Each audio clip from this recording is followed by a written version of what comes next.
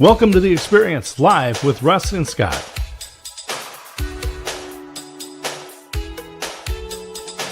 Join us every Wednesday at 7 a.m. Pacific, 10 a.m. Eastern on LinkedIn, YouTube, and Facebook.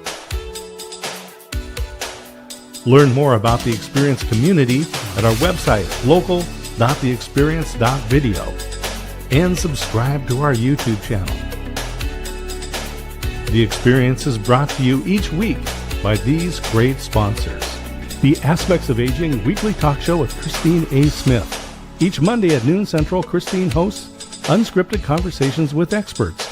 Learn more at agingbetternetwork.com.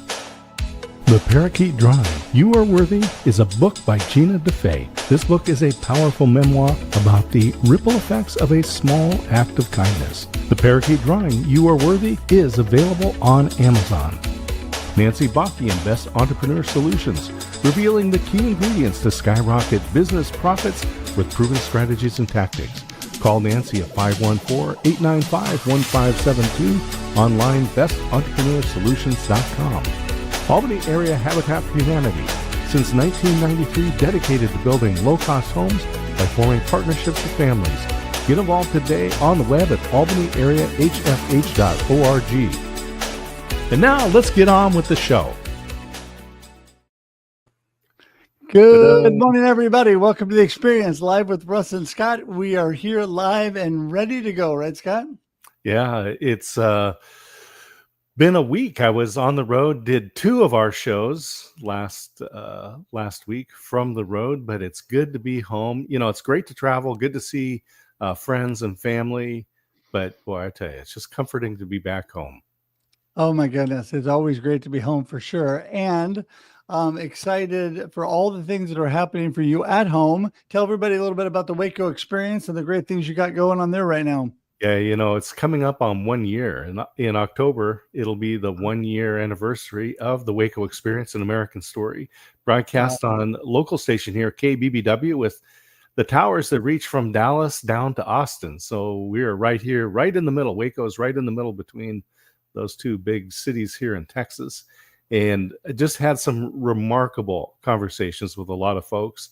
Coming up this weekend, it's part 2 of Waco Surf, a world-renowned surfing location here in the heart of Texas, about 3 or 4 hours from any surf beaches. But the U.S. surf team comes here. And in fact, you'll hear about some of the famous people like Metallica and who's the guy over at Facebook? Mark Zuckerberg. Yeah, he brought his family. Zuckerberg. He brought his family to surf at Waco Surf. So anyway, you'll hear all about that this weekend, and you can learn more at thewacoexperience.com.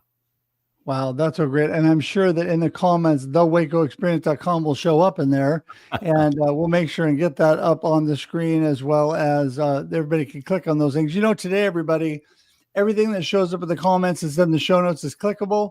You go directly to it. You don't have to remember it or try to figure out what's going on. And don't forget, we're here every Wednesday, 7 a.m.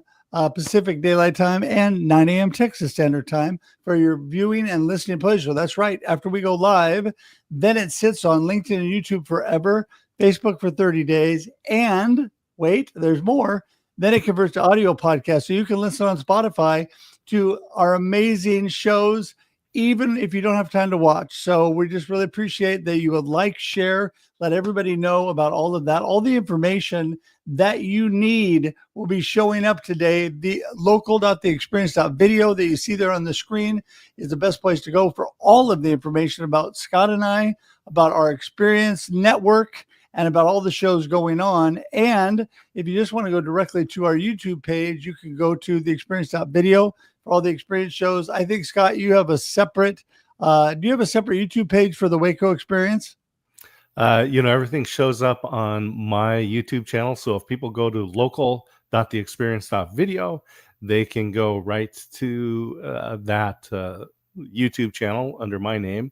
And you can get the episodes there, which are not video. Those are just audio only.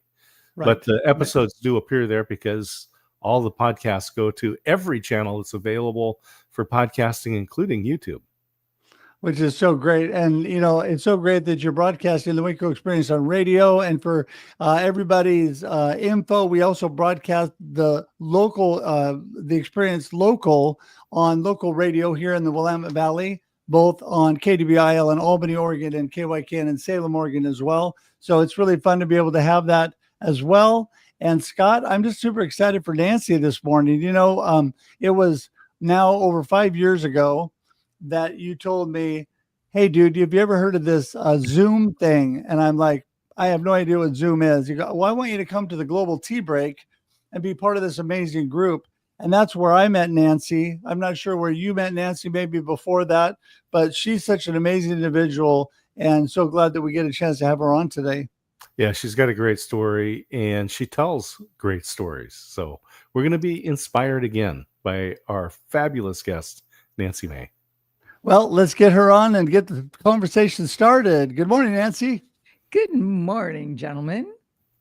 It is so great to have you here this morning. We are blessed that you are sharing your value with us today, and you're just such a good friend. So thank you for being here. And we'd like to start the show off just kind of basic and say, hey, who in the world is Nancy May and what are you up to? Give everybody a little snapshot.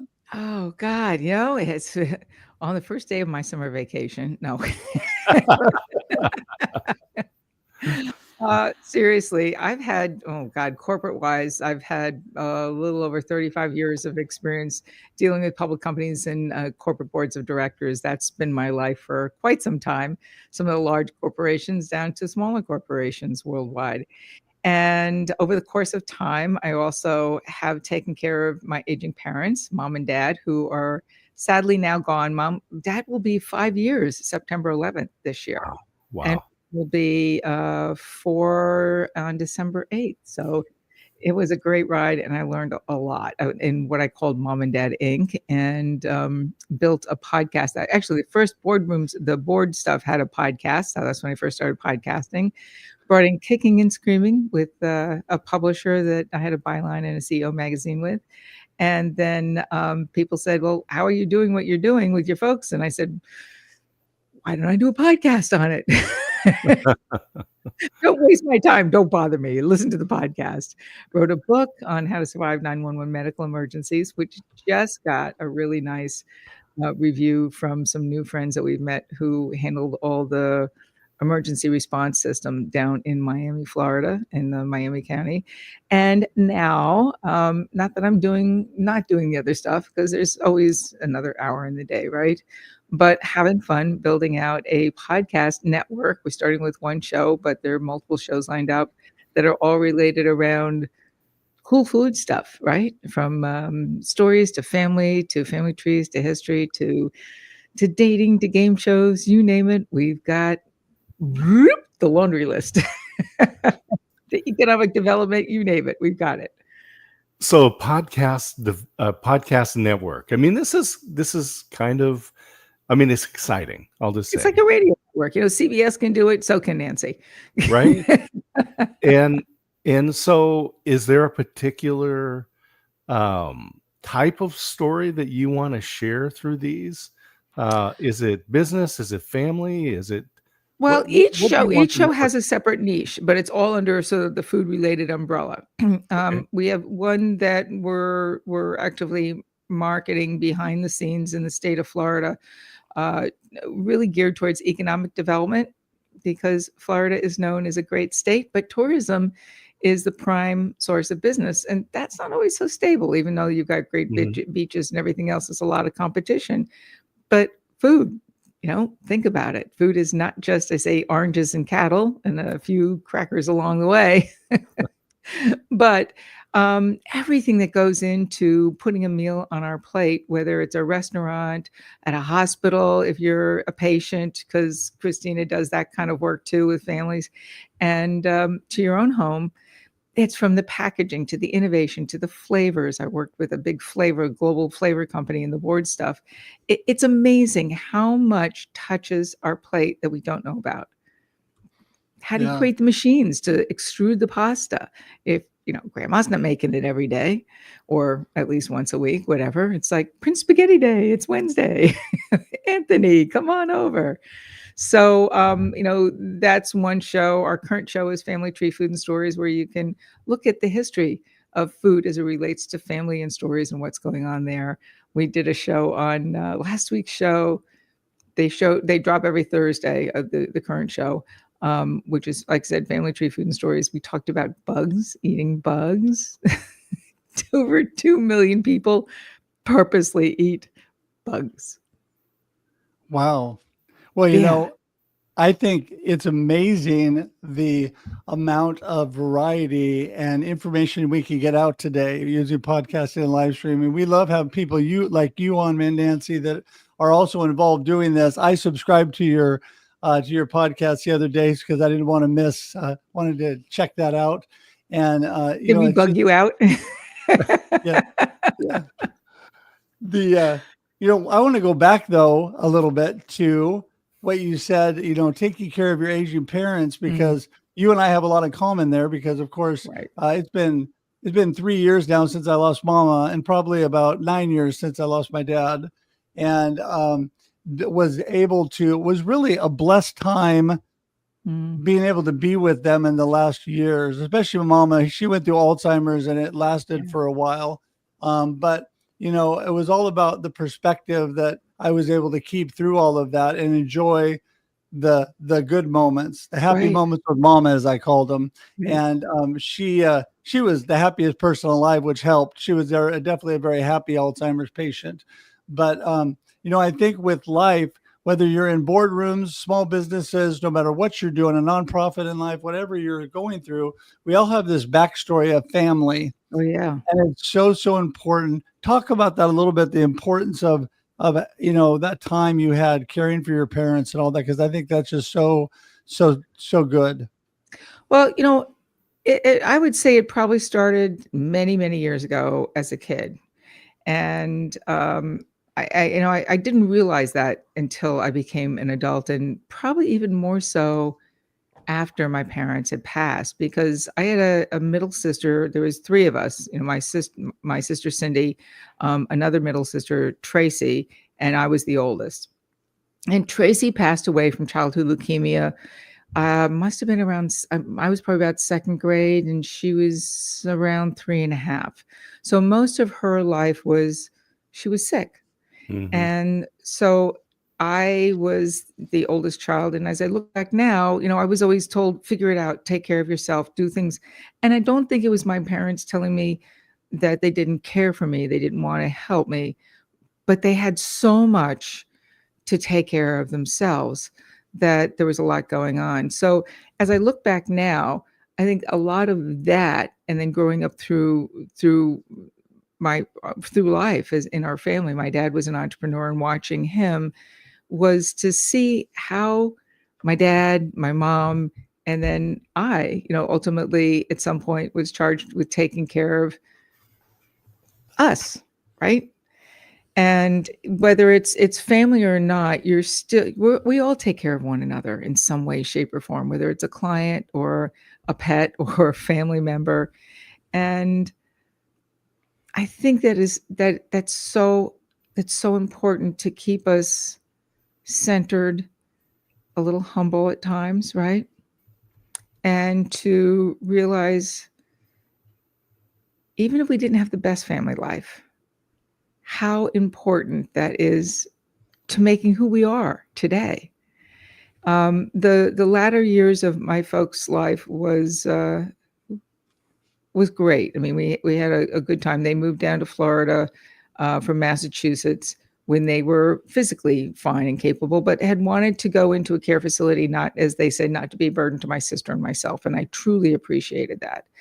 But within, I'd say probably about 2 years, Mom was having some mini strokes, TIAs, which led to dementia. I think she was probably having them at the house before they moved in. Depression was setting in. There were a couple of things that you just don't know if you've never been down this channel before. And she was losing weight, and one of the cleaning ladies at the facility told me when I came to visit that they were told not to bring food to Mom if she wouldn't go down to the dining hall. She lost about, I'd say, 50 to 60 pounds in about 5 months. Mhm. So, and then the cost of their care went from what it was a stable, and it was a continued care facility, from about $3,500 a month to $30,000 a month. Oh my gosh. Yeah. Yeah. My story with mom and dad is not unusual. In fact, I was talking to somebody about this last night at a Florida podcasters meeting, and she works in rehab, and she says, I see it all the time. It's so bad of what's happening in some of these facilities, even the beautiful ones.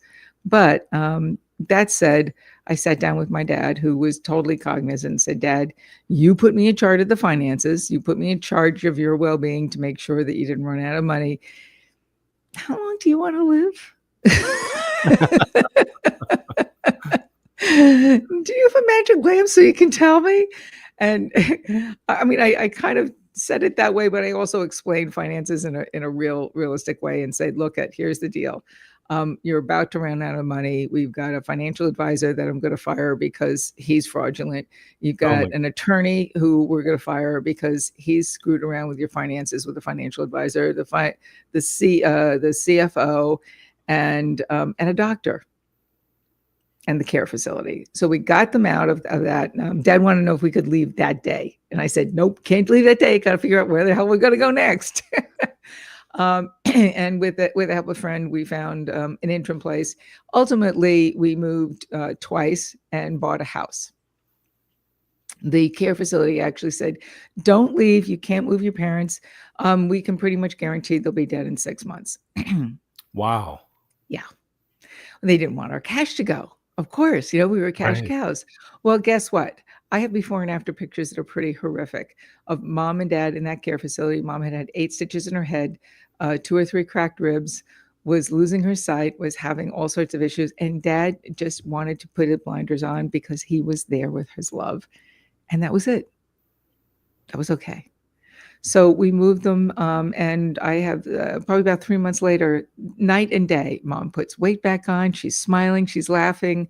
We have aides that I'm working with independently, and we're one big happy family running what I referred to as Mom and Dad Inc. It took me 3 years to unravel the BS and the garbage that went on with them financially. And we took some aggressive moves with the financial advisor that I have and love to this day for his help and guidance and his honesty. But we were able to make sure that one, they did not outlive their money, and two, they were able to live really well and have, make every day count, as I say. Well, that's where Scott, I'm going to jump in here real quick. Go ahead, and Russ. because I wanted to comment directly on that and say, there's so many people that deal with such horrific situations and have to deal with the finances and all that.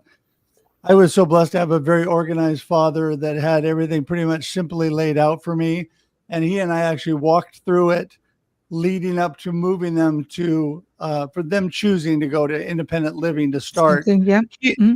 He only made it 5 months in independent living and passed away. And then my mama made it she moved on to memory care and made it there for several years. But the beautiful thing for me that was a blessing, I didn't have to go through what you went through because he had it pretty simple and did not have people messing with their money in the background. So the good thing was that was not an issue. But I think what is so interesting is whether it's financial, emotional, or just the how the parents are dealing with it can be so straining on the kids and the caregivers.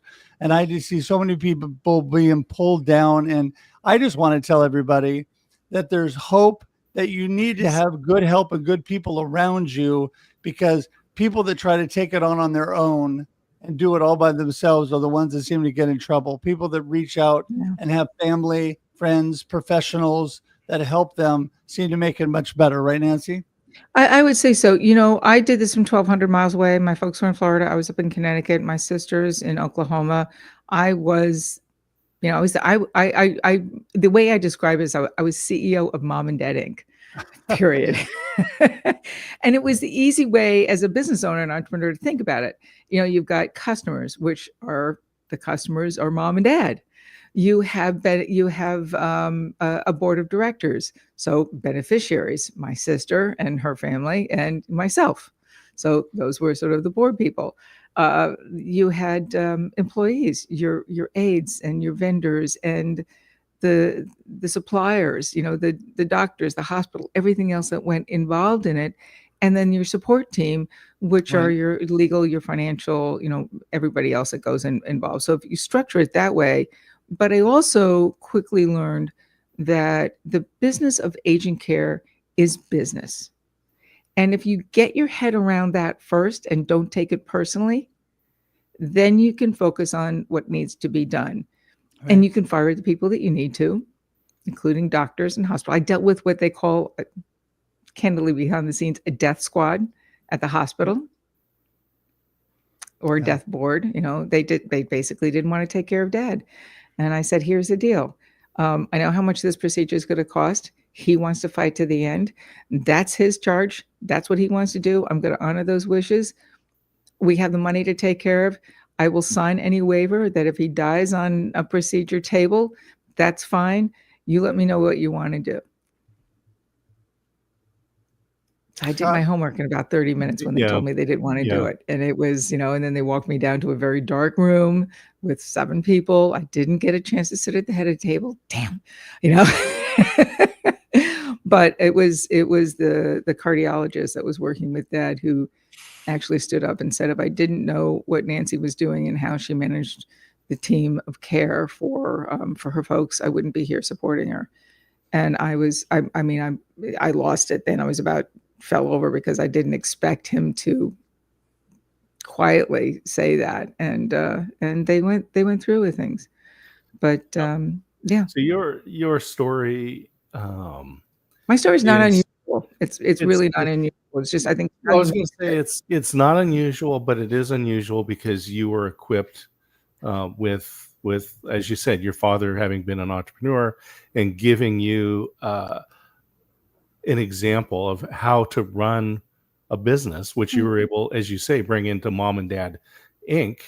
And a lot of people, he was always organized. Every time I came down to visit, here's where the files are, here's where things are, here's the book, like your dad, Russ, here's where he would always make sure we had a chance to meet with the accountant who I fired, the financial advisor who I fired, and the lawyer who I fired. He was like, I got some suspicion that was going on. But until you were given the full legal control to off with their heads, you can't, as much as I wanted to do that, I said, Dad would make that change because he was emotionally attached to these people. I understand that. It was in October, it'll be 30 years since my father passed. Oh, yeah. And he was caring for his mother at that time. Wow. So I was 33 years old and given the responsibility of my grandmother. Wow. I had no experience, and that's tough. And it was a challenge. She was in dementia, and when I went to visit her, I could only visit her for 10 minutes at a time because in her brain, she was at work and she was on break. And she'd tell me, I got to go back. She's a hard woman, the boss that she works so for. So you run with it. It's okay. Yeah. So I would leave and then we, come back and hit her on another break. I told my wife, I said, I hope when I get to that point, I don't end up back at work. And she said, no, you'll end up in reruns of Star Trek. But I want to bring this around because one of the things. Live well and prosper, Scotty. That's right. One of the things I remember about my grandmother was those kitchen conversations. And this brings it back to the food story. So, people spend thousands of dollars to outfit their living room and their family room. And then all of the important and fun and memorable conversations in the kitchen are in the kitchen. Parties happen in the kitchen, right? Everything happens in the kitchen. Yeah. So I want to bring it back to this new venture that you have in your new podcast, and kind of start to, as we wind down, let's focus on these great stories around food and family. Well, girl and guys got to eat. So, right. Whether it's 3 square or 1, whatever it is, there's always a story around a dinner table from when you were kids. things that you liked, things that you didn't like, hiding the liver in the mashed potatoes and making sure the dog ate it, right? Growing up. Or memories of what happened as you even got older. And it's interesting when you talk to people about their heritage and who they are. Now, if you're a citizen of the United States, we still tend to say, I'm not American, but we are. I'm Italian, I'm French, I'm Jewish, I'm Irish, I'm Russian, I'm German. And it ultimately always comes back to some point in a conversation about food, right? My mama's Sunday sauce, my dad's steak, my grandfather's cornbread, whatever, grandma's cookies, whatever it was, there always is something that comes back to food. Or it could just be the conversations and how you gathered at a meal, not just at a holiday, but every day. So the other day I was telling somebody how we had moved to a new house that we're still finishing building. And I still unpacking, a bunch of our napkin rings. So as kids growing up, we all had antique napkin rings that had been passed down through my dad's family. And I'm like, oh my God, there's mine, and there's my dad's, and there's my mom's, and there's my sister's. And the napkin rings always sat around a cloth napkin, and they get changed out once a week. It was probably gross, but we did it anyway. Laundry. And if we sat at the wrong table with the wrong napkin and the wrong napkin ring, it always felt like you had, it's like putting your left shoe on your right foot. It's weird. Right.